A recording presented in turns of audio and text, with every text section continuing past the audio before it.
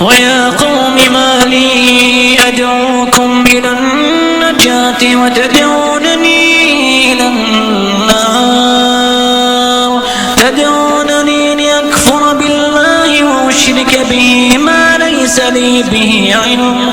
وأنا أدعوكم إلى العزيز الغفار لا جرم أن ما تدعونني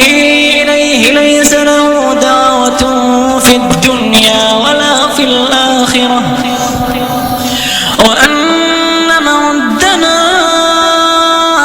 إلى الله وأن المسرفين هم أصحاب النار فستذكرون ما أقول لكم وأفوض أمري إلى الله إن الله بصير بالعباد فوقاه الله سيئات ما مكروا وحاق بآل فرعون سوء العذاب النار يعرضون عليها غدوا وعشيا ويوم تقوم الساعة أدخلوا آل فرعون أشد العذاب وإذ يتحاجون في النار فيقول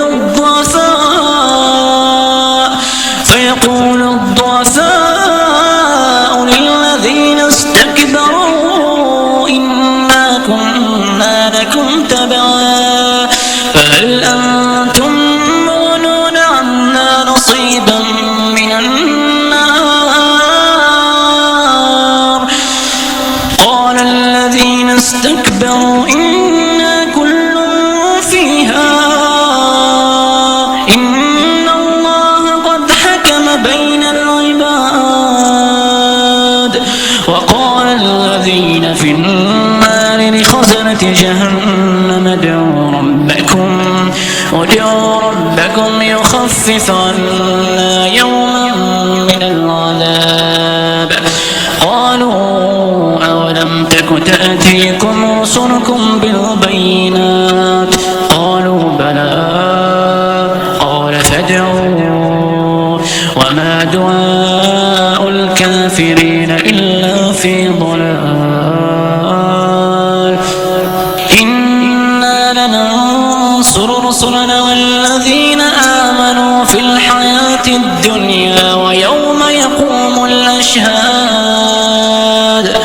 يوم لا ينفع الظالمين معذرتهم ولهم اللعنة ولهم سوء الدار